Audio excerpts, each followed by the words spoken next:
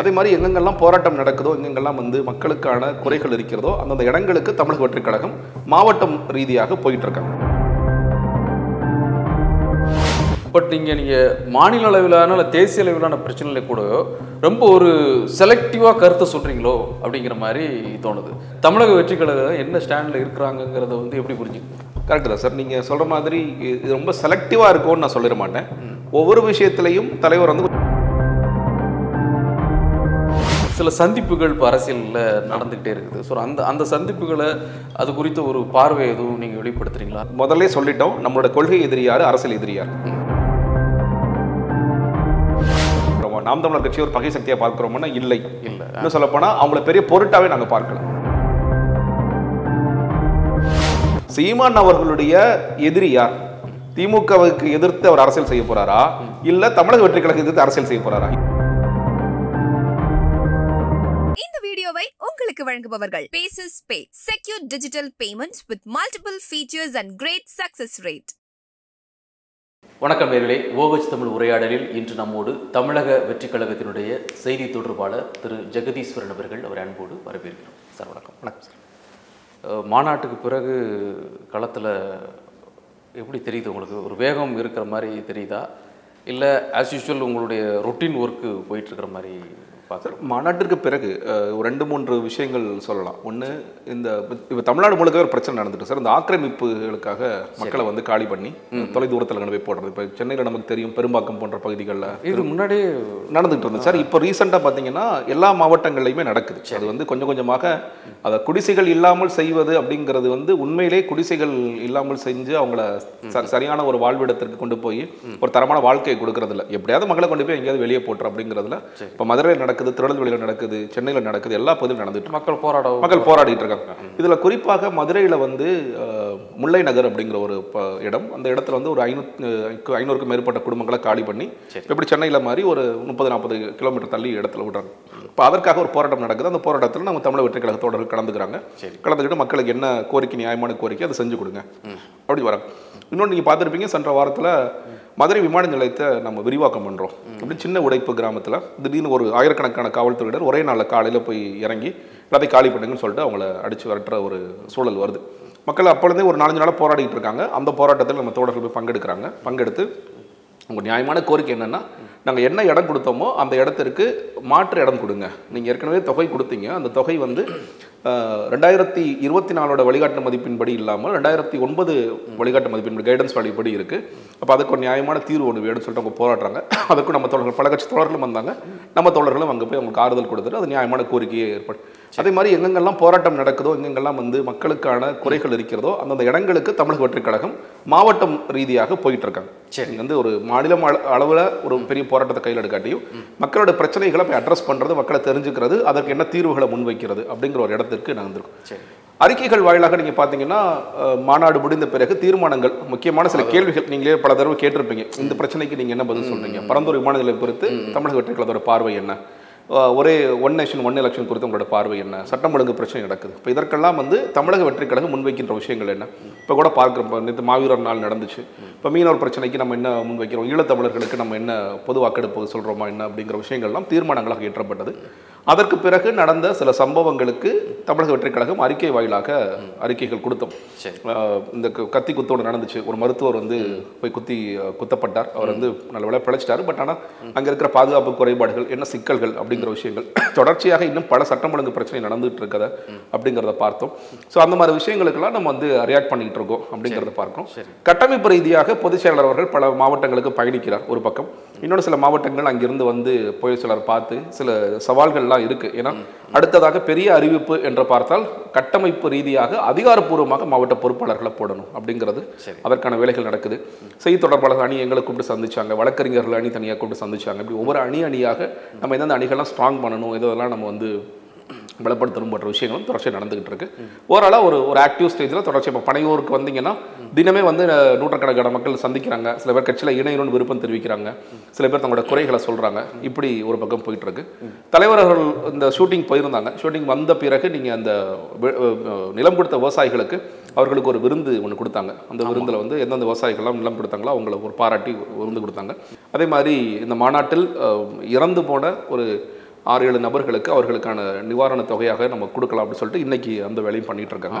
தொடர்ச்சியான சில செயல்பாடுகளில் கட்சி வந்து போய் கொண்டிருக்கிறது. நான் எப்படி கேட்குறேன்னா சார், ஒரு சீரான வேகத்தில் மாதிரி போகிறீங்களா, இல்லை ஒரு அதிரடி, அதாவது மாநாட்டு பேச்சு அன்னைக்கு இருந்த அந்த கைப்பு இருக்குல்ல, ஆமாம், ஒரு அதிரடியாக இருந்துச்சு. ஆனால் அந்த அளவிற்கு அடுத்தடுத்த நாட்களில் பார்த்தீங்கன்னா அந்த ஒரு வேகம் இல்லையோ, ஒரு மாதிரி அது எப்படின்னு என்ன சொல்லுறது, ஒரு ஸ்லோ அண்ட் ஸ்டடி அந்த மாதிரி போகிறீங்களா? இல்லை சார், ஒரு ஸ்லோ அண்ட் ஸ்டடி தான் சார் சொல்லணும். ஒன்று நீங்கள் என்னன்னு கேட்டிங்கன்னா, நீங்கள் தலைவர் அவர்களை மையப்படுத்தி நீங்கள் பார்த்தீங்கன்னா அவருக்கு இந்த முன்னாடியே சொல்லியிருந்த மாதிரி அந்த 69வது படம், அந்த படம் துவங்கி விட்டது, அதற்கான வேலைகள் அவர் பார்த்துக்கிட்டு இருந்தார். இன்னொரு பக்கம் ஒவ்வொரு நாளும் என்ன நடக்குது, அதுக்கு நம்ம என்னென்ன விஷயங்களுக்கெல்லாம் இப்போ தமிழ்நாடு நாளுக்கு நம்ம என்ன அறிக்கை கொடுக்க போகிறோம், அதே மாதிரி இந்த கத்தி குத்துக்கு நம்ம என்ன அறிக்கை கொடுக்க போகிறோம் போன்ற விஷயங்களை அங்கேருந்து கவனிக்கிறாரு. கவனித்து நம்ம யாரோடலாம் கலந்து அவசியமாக ஆலோசித்து அதற்கான அறிக்கைகள் கொடுக்கறது, அடுத்தடுத்த கட்ட வேலைகள் என்னென்ன பண்ணுறீங்க அப்படிங்கிறது டெய்லி அப்டேட்டில் அவர் இருக்கார். அது ஒரு பக்கம். இன்னொரு பக்கம் நீங்கள் அதான் அவரை மட்டும் மையப்படுத்தி பார்த்துருந்தீங்கன்னா அவர் ஓகே கொஞ்சம் ஒரு வாரம் இல்லை, அதுக்கு பிறகு அவர் வந்து வரார், பொதுவெளிக்கு வரார் அப்படிங்கிற ஒரு பார்வை வரும். அதனால தான் சொன்னேன், மாவட்டம் தோறும் பணிகள் அந்தந்த மாவட்ட பொறுப்பாளர்களுடைய தலைமையில் வேலைகள் நடந்துட்டு இருக்கு. இப்போ தூத்துக்குடியில் பார்த்தீங்கன்னா தொடர்ச்சியாக அவங்க வேலை செஞ்சு இல்லை சார், நீங்கள் புரியுது சார், அதாவது நீ மாவட்ட அளவில் பிரச்சனையை மாவட்டத்தில் இருக்கக்கூடிய அந்த கட்சி நிர்வாக பொறுப்பாளர்கள் பார்க்குறாங்க, அதுக்கு குரல் கொடுக்குறாங்க, வைக்கிறாங்க, அதெல்லாம் புரியுது. பட் நீங்கள் மாநில அளவிலான இல்லை தேசிய அளவிலான பிரச்சனைகளை கூட ரொம்ப ஒரு செலக்டிவாக கருத்தை சொல்கிறீங்களோ அப்படிங்கிற மாதிரி தோணுது. சில பிரச்சனைகளை ஸ்கிப் பண்ணுறீங்க, சில பிரச்சனைகளை நீங்கள் தொட்டு போகிறீங்க. பெண்கள் இஷ்யூ எடுத்து சொல்கிறீங்க, பெண்களுக்கு ஒரு பாதுகாப்புன்னு சொல்லி ஒரு ட்வீட் வருது. அதுக்கு முன்னாடி சொல்லி போகிறீங்கன்னா மருத்துவர்களுக்கு இந்த மாதிரி பாதுகாப்பு இல்லைன்னு சொல்லி வருது. பட் ஒரு நேஷனல் லெவலில் பார்த்தீங்கன்னா ஒரு அதானி விவகாரம் ஒரு பெரிய லெவலில் ஒரு விவகாரம் வருது. அதை பற்றி ஒரு எந்த கருத்தையும் இல்லை. தமிழ்நாடு லிங்க் பண்ணி சில கருத்துக்கள் வருது. சில அதில் என்ன ஸ்டாண்டு அப்படிங்கிற ஒரு விஷயம் வந்து, ஸோ நீங்கள் பாலிடிக்ஸுக்கு உள்ளே வந்தாச்சு, அரசியல் பேச ஆரம்பித்தாச்சு, பல தீர்மானங்கள் நிறைவேற்றுறீங்க. பெரிய அளவில் ஒரு நேஷனல் லெவலில் ஒரு வெடிக்கக்கூடிய ஒரு பிரச்சனையில் தமிழக வெற்றி கழகம் என்ன ஸ்டாண்டில் இருக்கிறாங்கங்கிறத வந்து எப்படி புரிஞ்சுக்கணும்? கரெக்டு தான் சார், நீங்கள் சொல்கிற மாதிரி இது ரொம்ப செலக்டிவாக இருக்கும்னு நான் சொல்லிட மாட்டேன். ஒவ்வொரு விஷயத்துலையும் தலைவர் வந்து கொஞ்சம் ஆழ்ந்து யோசித்து நம்ம செய்யணும். இப்போ நீங்கள் அந்த கத்தி குத்து சம்பவமே நீங்கள் நடந்த உடனே ரியாக்ட் பண்ணுங்க, ட்வீட் போடுங்கன்னா சில பேர் அழுத்தம் கொடுத்தாங்க. இல்லைங்க, அங்கே சம்பவம் என்ன நடந்துச்சு, அது ரெண்டு தரப்புக்குள்ள என்ன பிரச்சனைங்கிறத கொஞ்சம் தீர்க்கமாக படிச்சுட்டு அதற்கு பிறகு கொடுப்போம். நம்ம வந்து ரொம்ப ஸ்லோவாக்கிட வேண்டாம். பட் ஆனால் நியாயமாக என்ன பேசணும். அதோட முதல் நாள் வந்து ஒரு கத்தி குத்து சம்பவம் நடந்துச்சு, ஒரு மாமூல் பிரச்சனைனால, அதனால ரத்த கலரியாக இருந்ததை பார்த்தோம். இந்த மாதிரி தொடர்ச்சியாக நடந்துகிட்டு இருக்கு. தீர்மானங்கள் நம்ம ஏற்கனவே போட்டிருக்கோம், அதை ஒட்டி நம்ம என்ன அறிக்கை கொடுக்குறோம் அப்படிங்கிறது.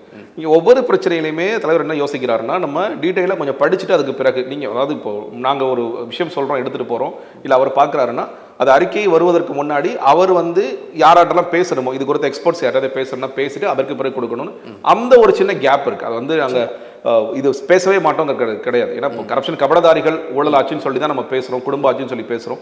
அப்போ அந்த ஊழல் ஆட்சியில் வந்து ஒரு அங்கமாக இங்கே அதானியோடைய இந்த கொள்முதல் இருக்கலாம், இல்லை டிரான்ஸ்ஃபார்மரில் வாங்குறதுல மின்சாரத்துறையில் ஊழல் நடந்திருக்குன்னா நிச்சயமாக அட்ரஸ் பண்ணுவோம். நம்ம அட்ரஸ் பண்ண மாட்டோங்கிறது கிடையாது. ஆனால் அதில் வந்து ஒரு புரிதலோடு அதை அணுகணும் அப்படிங்கிற ஒரு பார்வை நம்மள்கிட்ட இருக்குது சார். இல்லை, அப்போ அந்த புரிதலோட அணுகுக்கான அந்த ஒரு வலுவான ஒரு அணியை அல்ல அந்த எக்ஸ்பர்ட்ஸை அவர் இன்னும் உருவாக்கலையோன்னு கேட்குறேன். இல்லை, ஒரு கருத்து குறித்து சார் நீங்கள் ஒரு நாள் எடுத்துக்கலாம், 2 நாள் எடுத்துக்கலாம், ஒரு வாரம் கூட எடுத்துக்கலாம். பட் இமிடியேட்டாக இப்படி ஒரு பிரச்சனை இருக்குது, இது குறித்து ஒரு விசாரணை வேணும், இது குறித்து விசாரிக்கப்பட வேண்டும், இதற்கு நான் ஒரு கண்டனம் தெரிவிக்கிறேன், இல்லை மேலே இந்த ஒரு பிரச்சனை இருக்குது, இந்த மாதிரி செய்திகள் கேள்விப்படுறேன் அப்படிங்கிற விஷயத்த சொல்றது கூட ஒரு பெரிய ஆராய்ச்சி ஒன்றும் தேவையில்லை. இல்லை சார், இது உள்ள போய் ரொம்ப இது பண்ணவே முடியாது. ரொம்ப டீப், ரொம்ப ஆழமான விஷயம் தான், அவர் மறுக்கலை நான் வந்து.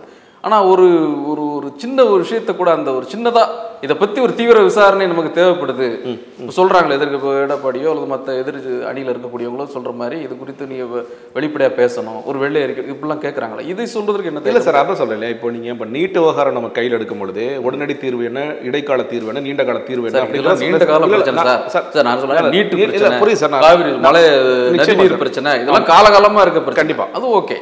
இல்லை சார், இந்த இஷ்யூலையும் நீங்கள் இப்போ அதானியோட ஊழல் அப்படின்னு ஆரம்பிச்சாலோ, இல்லை மின்சாரத்துறையில் மட்டும் இருக்கிற ஊழல்களை ஆரம்பிச்சாலோ இது ஒரு இதில் முடிகிறது கிடையாது. சரி, அதனால கொஞ்சம் டீட்டெயிலாக ஸ்டடி பண்ணி பண்ணணும் அப்படிங்கிறது மட்டும்தான் நம்மளுடைய பார்வையாக இருக்கிறது. டீட்டெயிலாக ஸ்டடி பண்ணி நிச்சயமாக நம்ம அறிக்கை கொடுப்போம் சார். அது பட் ஆனால் நீங்கள் அதை தாண்டி இப்போ நான் அந்த இஷ்யூஸ் ஒரு பக்கம் இருக்குது சார், சில சந்திப்புகள் இப்போ அரசியலில் நடந்துக்கிட்டே இருக்குது. ஸோ அந்த சந்திப்புகளை அது குறித்த ஒரு பார்வை எதுவும் நீங்கள் வெளிப்படுத்துறீங்களா? அதாவது இப்போ சீமான் ரஜினியை போய் நேரடியாக சந்திக்கிறாரு, ஸோ அது குறித்து என்ன, அது நம்ம தேவையில்லை அப்படிங்கிற மாதிரி நம்ம முதல்ல இருந்தே சீமான் அவர்கள் வந்து நம்ம நிறைய வரவேற்றாரு. அதற்கு பிறகு நம்ம மாநாட்டிற்கு பிறகு அவர் கடுமையாக எதிர்க்கிறார். சரி, நம்ம முதல்ல சொல்லிட்டோம், நம்மளோட கொள்கை எதிரி யார், அரசியல் எதிரி யார். அப்ப மற்ற சக்திகளை வந்து நம்ம பகை சக்திகளா பார்க்கிறோமா? நாம் தமிழர் கட்சி ஒரு பகை சக்தியா பார்க்கிறோம்னா இல்லை. இன்னும் சொல்ல போனா அவங்கள பெரிய பொருட்டாவே நாங்க பார்க்கல. நாங்க வந்து எங்களுடைய நீங்க பகையாவும் பார்க்கல, பொருட்டாவும் பார்க்கல. பொருட்டா பார்க்கலன்னா அவரை முக்கியத்துவம் கொடுக்கல. முக்கியத்துவம் கொடுக்கல சார், நாங்க முக்கியத்துவம் கொடுக்கல. நாங்க எங்க தம்பின்னு சொன்னா கூட அதை பத்தி இல்ல சார். அவர் ஆரம்பத்துல இருந்து சில இடங்கள் வெல்கம் பண்ணிருக்காரு, நம்ம அதை ரெசிப்ரோகேட் பண்ணிருக்கோம். பட் ஆனா அவர் வேற ஒரு நிலைப்பாட்டிற்கு போறார். அந்த நிலைப்பாட்டிற்கு ஏன் போறார்? அவர் கொள்கை ரீதியான முரண்னு சொல்லி சொல்றார். ஆனா அதே சீமான் அவர்கள் என்ன பண்றாரு? திராவிடம் எனக்கு பங்காளி தான் சொல்லி சொல்றாரு. திராவிடமும் தமிழ் தேசியமும் எதிர் நிலைகள் இருக்கிறது, நடுவில் நிற்காத தம்பின்னு சொல்றாரு. ஒரு நேரத்துல 2 நாள் கழிச்சு பேசும்பொழுது திராவிடம் வந்து எனக்கு பங்காளி தான், எனக்கு என்ன அது பகையான்னு கேட்கிறார். மாறி மாறி பேசுகிறார். நீங்க ரஜினிகாந்த் அவர்கள் அரசியலுக்கு வருவார் என்று சொன்ன உடனேயே ஸ்வெட்டர் எடுத்து போட்டுட்டு நீங்க இமயமலைக்கு போகாம இங்க என்ன உங்களுக்கு வேலைன்னு கேட்டாரு. மராட்டியர்னு சொல்லி எவ்வளவோ அடிச்சாங்க. அதே ரஜினிகாந்த் அவர்களை இன்றைக்கு போய் சந்திச்சுட்டு வராரு. சந்திச்சுட்டு வந்த பிறகு நீங்க சங்கின்னா என்ன, சக தோழன் தானே வெக்கப்பட்டுக்கிட்டே ஒரு பேட்டி கொடுக்குறாரு. ரொம்ப ஆச்சரியமா இருந்துச்சு. ஏன் இவ்வளவு ஒரு மாறுதல்? இதுக்கெல்லாம் மையப்புள்ளியாக எங்கள் தலைவர் இருக்காரு, அதுதான் உங்களோட மையப்புள்ளியாக இருக்கானே சில பேர் சந்தேகம் எழுப்புறாங்க. நாங்க அதுக்குள்ள போகவே விரும்பல. ஏன்னா எங்களை பொறுத்த வரைக்கும் சீமான் அவருடைய வளர்ச்சி வீழ்ச்சிக்காகவும் நாங்கள் நிச்சயமாக கட்சி துவக்கவில்லை. நாம் தமிழரை நம்ம வந்து காலி பண்ணணும், நாம் தமிழருக்கு எதிராக கட்சி ஆரம்பிச்சிருக்கோமா? இல்லை. நம்முடைய இலக்கு என்பது இன்று ஆண்டு கொண்டிருக்கின்ற இந்த திமுகவின் மக்கள் விரோத கொள்கைகளை மக்களிடம் வெளிப்படுத்த வேண்டும். அதற்கு ஏற்றாற்போல் நம்ம செயல்படுத்த வேண்டும். இல்லை, பட் ஆனால் உங்களை சார் நீங்கள் பிரதான எதிரிகள் அப்படின்னு சொல்றதை நீங்கள் காயின் பண்றீங்க. ஆனால் வந்து இது போன்ற சீமான் போன்றவர்களும் மக்கள்கிட்ட பேர் வாங்கினவங்க, படிப்படியாக வாக்கு சதவீதத்தை அதிகரித்து வரக்கூடியவர்கள், அவங்கள்ட்ட அவர்கிட்ட இருந்து ஒரு எதிர்வினை வரும்போது அதுக்கு நீங்க பதில் சொல்லணும்ல. நாங்க அவரை பொருட்படுத்தல, நாங்க எதுவும் பேசாமலே அவரை இது இல்ல சார். ஏன்னா நாங்க எதுவும் பேசாமலே அவர் எவ்வளவு அம்பலப்பட்டு போயிருக்காருன்னு பாக்க. நீங்க மக்கள் என்ன பாக்குறாங்க? நேத்து வரைக்கும் உங்களை வரவேற்றிருந்தார். அவர் என்ன வார்த்தை சொன்னார்? எந்த கொள்கையா இருந்தாலும் பரவாயில்ல தம்பி, நான் ஆதரிப்பேன் அப்படின்னு சொல்றாரு.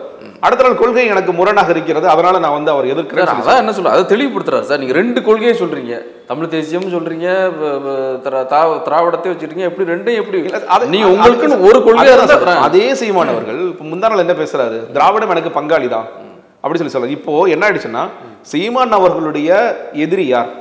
திமுகவுக்கு எதிர்த்து அவர் அரசியல் செய்ய போறாரா, இல்ல தமிழக வெற்றி கழகத்தை எதிர்த்து அரசியல் செய்ய போறாரா? இன்னைக்கு கடுமையாக தமிழக வெற்றி கழகத்தை தாக்குவது அப்படின்னு பாத்தீங்கன்னா சீமானர்.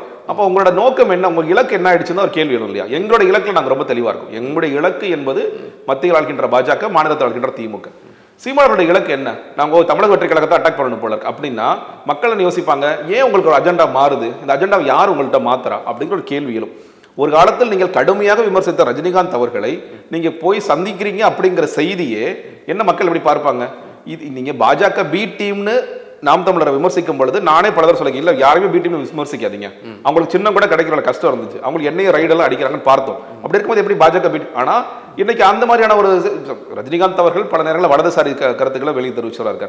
நீங்க போய் அவர் கூட சேர்ந்து நின்று அதற்கு பிறகு சங்கீனா என்ன, சங்கீனா ஒரு காலத்துல என்ன பேசுறாரு, நீ சங்கீனா சக தோழன் தான் பேசுறாருன்னா அவர் இயல்பாய் மக்கள்கிட்ட அம்பலப்பட்டு போயிருக்காரு. நம்ம ஸ்பெஷலா வந்து இல்ல பாருங்க சீமான் இப்படி போயிட்டான்னு சொல்ல வேண்டிய அவசியம். மக்களே பார்க்கிறாங்க, புரிஞ்சுக்கிறாங்க.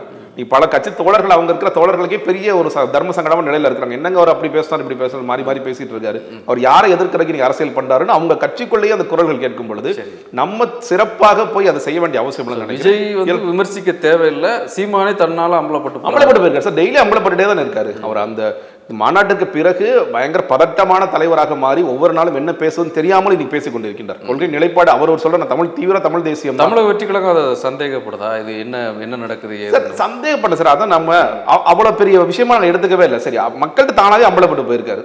மக்களே புரிஞ்சுக்கிறாங்க சீமான் அவர்களுடைய வேற நோக்கத்திற்காக வேலை செய்யறாரோ. இன்னைக்கு போய் எதற்காக போய் ஒரு சந்திக்க வேண்டிய அவசியம் என்ன இருக்கு? இது எந்த புள்ளியில இவங்களாம் ஒன்று கிடைக்கிறாங்க, இல்ல ஒருவேளை பாஜகவோட போறாரா அப்படிங்கிற கேள்விகளை மக்கள் மத்தியிலே அந்த சந்தேகத்தை எழும்புது. கூட இருக்கிற கட்சி நிர்வாகிகள், கூட இருக்கிற தோழர்கள் அவங்களே வந்து சந்தேகிக்கிறாங்க, என்ன நடந்துட்டு இருக்கு கட்சிக்குள்ள அப்படிங்கிறதுல பெரிய குழப்பத்தில் இருக்கிறாங்க. அப்படி இருக்கும் பொழுது நம்ம போய் இதை போய் அம்பலப்படுத்த வேண்டிய அவசியம் இல்லை தான் நாங்கள் நினைக்கிறோம். சார், அவருக்குள்ள வெறுப்பு அப்படிங்கிறது சார் சில பேருடைய பார்வை என்ன இருக்குன்னா, பெரும்பாலான அவருடைய தீவிரமாக இருக்கக்கூடிய சில பேர்லாம் வந்து தமிழக வெற்றி கழகத்தை நோக்கி திரும்புகிறாங்க, இல்லை அந்த கட்சியில் தங்களை இணைச்சிக்கிறாங்க, விலகுறாங்க, அல்லது வெவ்வேறு கட்சியில் இணைவதை தாண்டி தமிழக வெற்றி கழகத்தில் இணைவருடைய எண்ணிக்கை ஜாஸ்தியாக இருக்குது. இது அவருக்கு ஒரு கோபத்தை ஏற்படுத்திக்கிறதுனால தான் அந்த விமர்சனம் வந்து ரொம்ப வேகமாக இருக்கு, விஜய் பற்றி விமர்சனம். இது வந்து இது முதலில் துவக்கி வைத்தது அவர் தான். நம்ம இன்னும் சொல்ல போனால் நம்ம தமிழக வெற்றி கழகம் எந்த ஒரு கட்சியையும் நீங்கள் வாங்கன்னு நம்ம கூப்பிடலாம். அவங்க இயல்பாக நாம் தமிழர் கட்சி மட்டுமல்ல, திமுக சில பேர் வர்றாங்க, அதிமுக எல்லா கட்சி, அமமுக எல்லா கட்சியிலேருந்து வந்துட்டு தான் இருக்கிறாங்க, நம்ம இணைச்சிட்டு தான் இருக்கோம். ஆனால் எங்க இருந்து இது துவங்குதுன்னு கேட்டீங்கன்னா, இவர் திடீர்னு மாத்தி பேசுறாரு. இவர் வந்து கொள்கை ரீதியாக முரண்னு சொல்லி பேசுறாரு. இன்னைக்கு போய் அடுத்த ரஜினிகாந்த் அவர்களை போய் சந்திச்சுட்டு வரார். அப்போ ரொம்ப கொள்கை உறுதிப்பாடு, கொள்கை நிலைப்பாடோடு இருக்கின்ற நாம் தமிழர் கட்சி நீங்க சொல்லிட்டு இருக்கீங்க. உண்மையில உங்க கொள்கை என்னன்னு மக்கள் கேட்பாங்க இல்லையா? எங்களை வந்து கொள்கை ரீதியான நீங்க முரண்னு சொல்லி சொன்னீங்கல்ல, உங்களோட நிலைப்பாடு என்ன? நீங்க வந்து இப்ப தமிழ் தேசியத்தை ஆதரிக்கிறீங்களா, இல்ல திராவிடமும் பக்கத்துல இருந்தா பரவாயில்லன்னு சொல்ல போறீங்களா, இல்ல அவங்க நீங்க வந்து சங்கியா இருந்தா கூட தப்புலன்னு சொல்ல வரீங்களா? அப்ப இந்த மூன்றுமே இவர் சொல்ற மாதிரி சொன்னா மூணு டைரக்ஷன்ல முக்கோணத்துல நிக்குது. இந்த முக்கோணத்துல சீமானவர்கள் எங்க பயணிக்கிறார் ஒரு கேள்வி வரும்ல. அப்போ மாறி மாறி மாறி பேசும் பொழுது நீங்க முதல்ல பேசினாரு பெரியார் அவர்கள், பெரியார் இல்லாட்டி நல்லா எங்க வர முடியும்னு சொல்லி பேசினாரு. அப்புறம் பெரியார் இகழ்ந்த காட்சிகளும் பார்த்தோம். இப்படி மாறி மாறி பேசிக்கொண்டே இருக்கும் பொழுது மக்கள் மத்தியில என்ன ஒரு உருவாகி, இவர் ஏதாவது மாத்தி மாத்தி பேசிட்டு இருப்பாருப்பா, டெய்லி ஏதாவது பிரச பார்த்து ஏதாவது பேசிட்டே இருப்பார் அப்படிங்கிற ஒரு கருத்து தான் நிலவுமே தவிர இவர் வந்து எங்களுக்கு எதிரியாகி விட்டார். நிச்சயமாக அதை புரிந்து கொள்கின்ற தோழர்களும் என்ன பண்றாங்க, ஓகே நமக்கு தமிழ் தேசியம் நினைச்சு ஒரு கட்சியோட அடையாளத்துக்கு போனோம்னா அவர் இப்ப என்ன பேசுறதே பெரிய குழப்பம் இருக்கு. அப்ப நமக்கு வேறு ஒரு தளம் கிடைத்தால் அந்த தளத்தில் போய் நம்ம இணைத்துக் கொள்ளணும் சொல்லி சொல்லுவாங்க. அவங்க தமிழக வெற்றி கழகத்துக்கும் வரலாம், சில பேர் திமுகவிற்கும் போகலாம், எங்க வேணாலும் பயணிப்பாங்க. ஆனா இந்த கட்சியில பயணிப்பது சரியில்லை அப்படின்னு அவங்க ஒரு முடிவுக்கு வருவாங்க. நிச்சயமா. அடுத்து முக்கியமா இப்போ அரசியல் தேர்தலை பொறுத்தவரை பார்த்தீங்கன்னா, தேர்தல் 2026 வரும் கட்சிகளுடைய மூவ்மெண்ட் அப்படின்னு பார்த்தீங்கன்னா, இப்போ நீங்கள் ஒரு புதிய கட்சி சில ஏற்பாடுகள் நீங்கள் செய்கிறீங்க, அது உயர்க்கத்தக்கது. ஆனால் பிரதான கட்சிகள், முக்கிய கட்சிகளே வந்து இப்போதே அந்த தேர்தல் மனநிலையில் பணியாற்றுவதை பார்க்க முடியுது. ஸோ இது தாவேக்கா எப்படி எடுத்துக்கிடுது, இல்லை இது இப்படி தான் இருக்குமா, இல்லை ரொம்ப ப்ரீமெச்சூராக ரொம்ப முன்னாடியே இந்த மாதிரி வேலைகள் செய்கிறத நீங்கள் எப்படி? இந்த தேர்தலுக்கான வேகம் காட்டுவதற்கு ஒரு காரணமாக தமிழக வெற்றி கழகம் நான் பார்க்கிறேன். ஸோ உங்களுடைய வருகை தான் வருகை ஒரு வேகத்திற்கு மிக முக்கியமான காரணம். ஏன்னா இன்னைக்கு அவங்க ஒரு மாநாட்டை பார்க்குறாங்க. அதனால் இன்னைக்கு வந்து இதற்கு முன்னாடி பல விவாதங்களும் என்ன இருந்துச்சுன்னா, இளைஞர்களோட வாக்கை கவரப்போவது யார் அப்படிங்கிற பெரிய விவாதம் நடந்துகிட்டே இருக்கும். அது உதயநிதி ஸ்டாலின் அவர்களா, இல்லை சீமான் அவர்களா, இல்லை வந்து அண்ணாமலை அவர்களா அப்படிங்கிற ஒரு விவாதம் நடந்து கொண்டே இருக்கும். இன்னைக்கு நீங்க 90% இளைஞர்கள் முழுக்க முழுக்க தமிழக வெற்றி கழகம் பக்கம் திரும்புறாங்க அப்படிங்கிறத பார்க்கிறோம். நீங்க திராவிட கட்சிகளை, குறிப்பாக திமுக சில போட்டிகள் வைக்கிறாங்க, திராவிட வகுப்புகள் எடுக்கிறாங்க, திராவிட போட்டிகள் வைக்கிறாங்க, பேச்சாளர்கள் உருவாக்குறோம், கருத்தாளர்கள் உருவாக்குறோம். நீங்க வந்து முதல் சொல்லிய திட்டம் என்பது இவங்க பெண்களுக்கான கல்லூரி படிக்கும் மாணவிகளுக்கு 1000 ரூபாய் தமிழ் புதல்வன் திட்டம்னு இளைஞர்களுக்கும் சேர்த்து வர்றாங்க. அது எங்க இருந்து வருதுன்னு கேட்டீங்கன்னா, அப்ப இளைஞர்களை நம்ம கவர்ந்து இழுக்க வேண்டிய அவசியம், வாக்குவங்கியாவும் இழுக்கணும், கருத்தியல் ரீதியாகவும் இழுக்கணும் அப்படிங்கிற இடத்துக்கு போறாங்க. நீங்க ரஜினிகாந்த் அவர்கள் ஒரு மேடையில உதயநிதி ஸ்டாலின் குறித்து பேசுவதும், இல்ல துரைமுருகன் அவர்கள் வயசாயிடுச்சு, நீங்க ஓல்டு ஸ்கூல் அவங்க எல்லாம் அப்படி சொல்றதுமே கூட அதிலும் இந்த பின்புலமான இந்த அரசியல் இருக்கு. அப்படின்னா அப்போ இயல்பாகவே வந்து இளைஞர்கள் கூட்டம் அதிகமாக இருக்கக்கூடிய தலைமையாக நீ தமிழக வெற்றி கழகம் இருக்குன்னு பாக்குறேன். அதே மாதிரி நீங்க பெண்கள் நிறைய பேர்ட்ட பேசும்பொழுதும் என்ன சொல்றாங்க, அவருக்கு நாங்கள் வாக்களிப்போம், நீங்க வந்து புதிதாக வந்திருக்கின்ற தமிழக வெற்றி கழக தலைவருக்கு, தமிழக வெற்றி கழகத்திற்கு நாங்கள் வாக்களிப்போம் சொல்லி சொல்றாங்க. அப்படியெல்லாம் இருக்கும் பொழுது அப்போ நம்ம வேகமாக செயல்பட வேண்டிய அவசியம் இருக்கு. புதிய ஒரு கட்சி வந்துருச்சு. இப்போ இந்த கட்சி கொஞ்சம் கொஞ்சமாக வளர வளர வளர என்ன ஆகும்னா நமக்கு பெரிய த்ரெட் ஆகும். நம்ம வந்து பொலிட்டிக்கல் எதிரியா யாரை சொல்லிட்டாங்க, நம்ம திமுக சொல்லிருக்காங்க. அப்போ நம்ம குறிவைக்கின்ற வாக்குகள் என்பது திமுக இருக்கிற வாக்குகள் தான். ஸோ அடுத்தடுத்தாக என்னென்ன பேசப்படும், நீங்கள் கொஞ்சம் கொஞ்சமாக மாற நீங்கள் சொல்லப்போனால் மீடியாக்கள் கூட கொஞ்சம் பேச தயங்கிட்டு இருக்காங்க. அது ஒரு ஆன்டி எஸ்டாப்ளிஷ் பண்ண பேசும்பொழுது தேர்தல் அறிக்கை எடுத்து வச்சு பேசுவாங்க. தேர்தல் அறிக்கையில் திமுக என்ன செஞ்சிருக்காங்க, எவ்வளோ சதவீதம் செஞ்சிருக்காங்க. முதலமைச்சர் பேசும்போது 90% சொல்லி பேசுறாரு, உங்க செய்தி தொடர்பாளர் பேசும்போது 110, 120 சொல்லி பேசுறாங்க. உண்மையிலே எவ்வளோதான் செஞ்சிருக்காங்க. நீங்கள் சொன்ன முக்கியமான திட்டங்களான கேஸ் மானியம் கொடுத்தாங்களா, நீங்கள் பழைய ஓய்வு திட்டத்தை கொண்டு வந்தாங்களா, பொருளாதாரத்தை உயர்த்துவதற்கு குழுக்கள்லாம் போட்டு பொதுத்துறை நிறுவனங்களை உயர்த்துவோம்னு சொல்லி சொன்னாங்க, அதெல்லாம் நடந்துச்சா? வேலை வாய்ப்புகள் ஒரு 5 வருஷத்துல 50 லட்சம் வேலை வாய்ப்புகள், ஒரு வருஷத்துக்கு 10 லட்சம் வேலை வாய்ப்புகள் சொல்லி சொன்னாங்க. இதெல்லாம் நடந்துச்சான்னு ஒவ்வொன்றா எடை போடும் பொழுது மக்கள்கிட்ட அம்பலப்பட்டு போவாங்க அவங்க. ஸோ இதை தான் நம்ம குறி வச்சு இதை தான் நம்ம பண்ண போகிறோம். இது நிர்வாக ரீதியாக என்னென்ன சிக்கல்கள் இருக்குது, கரப்ஷன் ரீதியாக என்னென்ன பிரச்சனைகள் இருக்குது, ஏன் லோகாயுக்தாவை கொண்டு வரல, ஏன் சமீபுரம் உரிமை சட்டத்தை கொண்டு வரல, இப்படின்னு கேள்விகள் நம்ம கேட்க போகிறோம். அப்போ இதெல்லாம் பார்க்கும் பொழுது நம்ம வேகமாக இந்த செயல்பாடுகளை செய்ய வேண்டிய அவசியம் இருக்கிறது. ஒவ்வொரு மாவட்டத்திலையும் நம்ம வந்து ஒவ்வொரு கிளை, ஒன்றியம் எல்லா இடங்களிலும் இந்த வேலைகளை வேகப்படுத்த வேண்டிய அவசியம் இருக்குன்னு இன்னைக்கு அவங்க டார்கெட் வச்சு நம்ம ஒர்க் பண்ணுறோம்னு சொல்லிட்டு பண்ணுறோம். மிக முக்கியமாக இன்று ஓட வைத்துள்ளது, இன்னைக்கு எல்லா கட்சிகளையும் ஓட வைத்துள்ளதாக தமிழக வெற்றி கழகத்திற்கு அந்த முக்கியமான பங்கு இருக்குன்னு நினைக்கிறேன். நாங்களும் அது வேகமாக ஓட வேண்டிய அவசியமும் இருக்கிறது. ஏன்னா சில நேரங்களில் பேசும்போது தேர்தல் முன்கூட்டியே கூட வரலாம் அப்படிங்கிற செய்திகளும் சிலது சொல்றாங்க, அப்படின்னு சில செய்திகளும் சொல்றாங்க. அவங்களோட நிறுவனங்கள்ட்ட கேட்கும் பொழுதே கூட சீக்கிரமா வரக்கூடிய வாய்ப்புகள் இருக்குன்னு சொல்லி சொல்றாங்க. அப்ப எல்லாவற்றுக்கும் தயாராக வேண்டிய ஒரு அவசரம், ஒரு அவசியம் இருக்கிறது. இதற்கு மிக முக்கியமாக தமிழக வெற்றி கழகம் இருக்கிறது. ஸோ நீங்க இந்த வேகமாக ஓடுறதுல யாரு தமிழ்நாட்டில் வேகமாக ஓடுறாங்கன்னு நினைக்கிறீங்க? எலெக்ஷன் தயாரிப்பு சார் இன்னைக்கு எல்லா கட்சிகளும் சார் திமுக ஓடுறாங்கன்னு நம்ம ஒத்துக்கிட்டு தான் ஆகணும். திமுக வந்து இன்னைக்கு எல்லா இடங்களிலும் வந்து வேகமாக ஓடுறாங்க. ஆனா என்னன்னா இப்போ நமக்கு மாநாடு நேரத்தில் இயல்பாக தன்னெழுச்சியாக ஒரு கூட்டம் வந்தது. ஒரு மாநாடு தான் போட்டிருக்கோம். இன்னும் அந்தந்த ஊர்களில் சில சில பொதுக்கூட்டங்கள் அந்த கட்சி தலைமையில் மாவட்டத்தோறும் போட்டுக்கிட்டு இருக்காங்க. நம்ம இன்னும் நிறைய கொள்கை விளக்க பொதுக்கூட்டங்கள்லாம் போட வேண்டியது இருக்குது. இயல்பாக தன்னெழுச்சியாக வந்தது. ஆனால் இன்றைக்கு திமுக கூடுற கூட்டங்களில் இயல்பாக தன்னெழுச்சியாக வருகிறார்களா அல்லது அழைத்து வரப்படுகிறார்களா அப்படிங்கிற ஒரு கேள்வி இருக்கு. உண்மையிலே பார்த்து ஓகே இன்னைக்கு வந்து இவர் ஒருத்தர் வர்றாரு, இவர் என்ன பேச போறாரு, இவர் என்ன அரசியல் ரீதியாக என்ன முன்வைக்க போறாருன்னு பார்க்க வந்த கூட்டம்ங்கிறது ஒன்று. இன்னைக்கு முதலமைச்சர் அவர்களோட துணை முதலமைச்சர் வருகின்ற இடத்திலும் இதுதான் நடக்கின்றதா, இல்லை ஒரு கட்டாயத்தின் பேரில் மட்டும் வந்து செல்கிறார்களா அப்படிங்கிற ஒரு கேள்வியும் இருக்கு. இல்லை நலத்திட்ட உதவிகளை வாங்கிக்க மட்டும் வர்றாங்களா அப்படிங்கிற கேள்விகள் இருக்கு. அப்போ என்னதான் நீங்க வேகமா பண்ணாலும் மக்கள் வந்து யோசிப்பாங்கல்ல சார். மக்கள் வந்து அதான் சொன்ன முன்னாடி தேர்தல் அறிக்கையோ இல்லை வந்து இல்லை சார், நம்ம இந்த க்ரௌடு ஒரு விஷயத்தை அது ஒரு முக்கியமானதான் நான் மீட் பண்ணல. பட் ஆனால் கூட்டம் வர்றது போறது இதெல்லாம் தாண்டி தேர்தல் களப்பணியும் உள்ள இருக்குல்ல சில வேலைகள்ல உங்களுக்கு தெரியும். ஆமாம், அதாவது பூத் கமிட்டி உட்பட அந்த விஷயங்கள் உட்பட பல விஷயம் இருக்குல்ல. இந்த இதில் வந்து கான்சன்ட்ரேஷன் அப்படிங்கிறது வந்து ஏற்கனவே ஆண்டாண்டு காலமாக இருக்கக்கூடிய கட்சிகளுடைய பலம்ங்கிறது வந்து ரொம்ப விரசம். ஸோ அந்த அடிப்படையில் அந்த வேகம்ங்கிறது வந்து இவர்கள் வேகமாக அந்த வேலைகளை செய்து கொண்டிருக்கும் பொழுது, ஓடிக்கொண்டிருக்கும் போது புதிதாக வந்தவர்கள் அதுக்கு இணையாலாட்டா கூட ஓரளவுக்கு ஓட ஆரம்பிக்கணும்ல. ஆனா அவங்க தலைவர் வந்து இன்னும் கொஞ்சம் அந்த இதில் முடிச்சுட்டு வராரு வரணும், அது ஒரு தேக்கமா இல்லையான்னு கேட்குறேன் சார். அதான் சொல்றேன், நீங்க தலைவரை மட்டும் பார்க்கறதுனால இது நடக்குது. ஆனா வேலை நடந்துட்டு ஓட்டர் ரெஜிஸ்ட்ரேஷன் கேம்ப் நடந்துச்சு சார், 2 வாரம் நடந்துச்சு. சரி, நீங்க எல்லா தொகுதிகளிலும் நான் என்ன கேட்டேன்னா, சில யூடியூப் சேனல்ஸ்ல வந்து போட்டோஸ் கேட்டாங்க, எனக்கு போட்டோஸ் வீடியோஸ் கொடுங்க, நாங்க வந்து பப்ளிஷ் பண்றோம். நான் வந்து ஒரு எக்ஸ்தலத்தில் வந்து ஒரு பதிவு போட்டு எல்லா மாவட்டங்களும் வந்து அமிச்சாங்க, தொடர்ச்சியாக அமிச்சிட்டு இருந்தாங்க போட்டோஸ் வீடியோஸ். கிளை ஒன்றியம் ஒவ்வொரு பகுதியாக அனுப்புறாங்க. இவ்வளவு வேலைகள் நடந்துகிட்டு இருக்கு. அங்கே வர்ற நிறைய பேர்ட்ட பேசும்பொழுது எப்படிங்க மக்கள் என்ன ரியாக்ட் பண்றாங்கன்னா, ஒரு 400 பேர் ஒரு மொத்தமாக ஒரு பள்ளிக்கூடத்துக்கு வர்றாங்கன்னா அதில் 300 பேர் வரைக்கும் நாங்கள் தமிழக வெற்றி கழகத்துக்கு வாக்களிக்கிறதுக்காகத்தான் நாங்கள் ரெஜிஸ்ட்ரேஷனே பண்ண வரோம், அவருக்கு நாங்கள் வாக்களிக்கணும். நீங்கள் சொல்றது புதிய வாக்காளர். புதிய வாக்காளர்கள் ரொம்ப சில பேர் மட்டும் கொஞ்சம் விடுபட்டவங்க அது மாதிரி இருப்பாங்க. புதிய வாக்காளர்கள் பெரும்பாலும் வர்றாங்க. இந்த ஓட்டர் ரெஜிஸ்ட்ரேஷன் கேம்ப்ல எல்லா இடத்துலையும் உட்கார்ந்துருக்காங்கிற செய்தி என்ன கேட்டீங்கன்னா, நம்ம பூத் கமிட்டி அளவுக்கு ஸ்ட்ராங்கா இருக்கும். பூத் கமிட்டி அளவுக்கு ஸ்ட்ராங் ஆல்ரெடி உட்கார முடியாது. ஏன்னா நீங்க அந்த இடத்துல பார்க்குறீங்க, திமுக இருக்காங்க, அதிமுக இருக்கிறாங்க, சில இடங்களில் பாஜக இருக்கிறாங்க, தமிழக வெற்றி கழகம் இருக்கு. அப்ப எல்லா பூத்லையும் தமிழக வெற்றி கழகம் உட்கார்ந்து இருக்கிறது அப்படிங்கிறது, அப்போ பேரலா புதிய கட்சியாக நீங்க சொன்னா கூட பூத் கமிட்டி போடுற அளவுக்கு ஆட்கள் உட்கார்ந்து சேர்க்கிறாங்க. அப்போ ஒருத்தர் புதுசாக வராரு, ஒரு இளைஞர் வராரு, ஓகே திமுக பார்க்குறாரு, அதிமுக பார்க்குறாரு, ஓகே தமிழக வெற்றி கழகத்துக்கு நம்ம போகலாம், நம்ம போய் என்னென்ன இது இந்த ஃபார்ம்ஸ் கரெக்டாக இருக்குன்னு செக் பண்ணலாம், நம்ம கொண்டு வந்திருக்க ஐடி கார்ட்ஸ் கரெக்டாக செக் பண்ணலாம் அப்படிங்கிற விஷயமே ஓகே நாங்கள் தயாராகிட்டோம் அப்படிங்கிற செய்தி தான். இதை ப்ராப்பர் ஸ்ட்ரக்சர் பண்ணணும். இது வந்து ஓகே இன்னைக்கு இருக்கு, இன்னைக்கு அன்ஆர்கனைஸ்டா இருக்கு, இது ஆர்கனைஸ்டா இந்த பூத் கமிட்டியில் இவங்க தான் இருக்க போறாங்க, இந்த பகுதியை இவங்க தான் பார்த்துக்க போறாங்க அப்படிங்கிறது ஆர்கனைஸ் பண்ண வேண்டிய அவசியம். நிறைவா ஸோ இந்த படம் முடிந்த பிறகு உங்களுக்கு எப்படி உங்களுக்கு தகவல் கொடுக்கப்பட்டிருக்கு எனக்கு தெரியல. இந்த படம் முடிந்த பிறகு எப்போது வந்து அவர் ஒரு வெளிப்படையான சொல்றதை விட ஒரு ஒருங்கிணைக்கப்பட்ட ஒரு பத்திரிகையாளர் சந்திப்போ அல்லது அதே போன்ற இப்போ மாநாட்டில் பேசுன மாதிரியான ஒரு முக்கியமான கூட்டங்கள் அந்த மாதிரியான ஒரு ஸ்பீச் வந்து எப்போ இருக்கும் அடுத்த ஆண்டில்?